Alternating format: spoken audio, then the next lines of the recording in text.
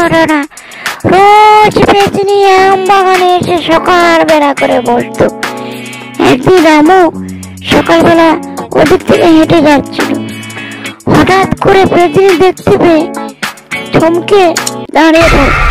পেতনিকে দেখলাম, পেতনি এদিকে ডাকছে, চলে গল্প করবো, চলে তোদের সাথে ভয় দেখাবো না রে, চলে গল্প করবো। রামু ভয় দৌড়তে থাকে, ভয় দৌড়তে দৌড়তে হঠাৎ করে তার বন্ধুদের সাথে দেখা।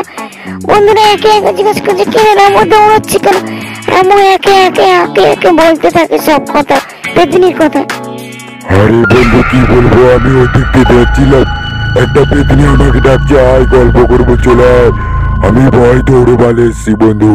সে কি ভয় করছে, আর পেতনির বড় বড় চুল, বড় বড় দাঁত, হ্যাঁ করে এসে যাচ্ছে, আমাকে বলে চলে আয় গল্প করবো চলে আয়। আমি এই আম বাগানে বাসা বেঁধেছি। সে কি বন্ধু, আমার তো ভয়টা এত কাঁপছে রে বন্ধু, তাহলে কি হবে রে? আমি কি করে যাবো? চল না একটু দেখেছি সেদিকে কেমন দেখছি নাকি। আমাদের একটু ভয়টা দেখাবে না, আমাদের একটু ভালোবাসবে তো, আমার তো এমনিতে একটু ভয় কাছে রে। এই বলে একে একে পেতনির কাছে যাওয়ার জন্য প্রস্তুতি হলো, গল্প করতে লাগলো, আলোচনা করতে। আমাদেরকে ভয় দেখাবো না তো যদি মেরে ফেলে। এই রামু জানিস, আমারও তো একটু পেতনিতে দেখতে ইচ্ছে করে রে। চল না একটু গল্প টল্প করি, আমাদের নিয়ে একটু বন্ধু করে ডাকবি তো, আমাদের একটু ভালো টালো বাজবে তো।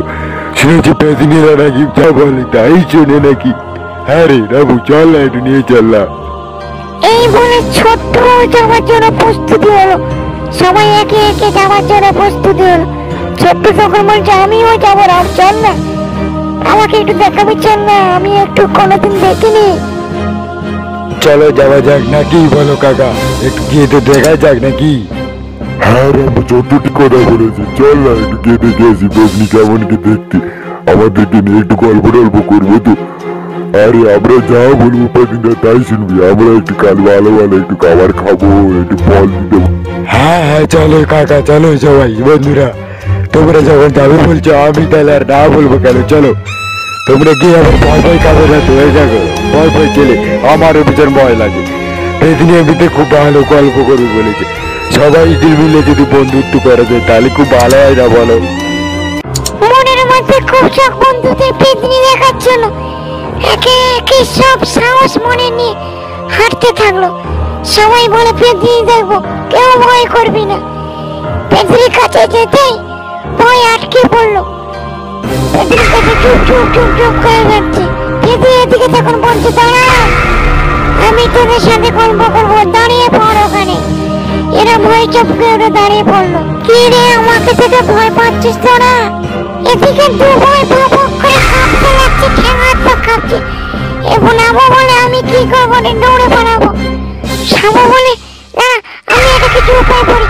এই বলে হাঁটু করে পা ধরে পেতনি মাসির কাছে কাঁদতে লেগে গেল। হে পেতনি মাসি, তুমি আমাদের ভয় দেখিও না, আমাদের বন্ধুত্ব করে রাখো, আমরা তোমার সবসময় কাছে এসে গল্প করে যাবো, যা বলবি তাই শুনবো। বন্ধুরা, আমার সাথে বন্ধুত্ব কর, আমি তোদের সাথে নয় সকালবেলা করে গল্প করবো। আমি রোজ সকালবেলা করে এখানে আম গাছে আসবো, আমার গল্প শোনার জন্য সবাই চলে আসবে। আমি তোদের ভয় দেখাবো না।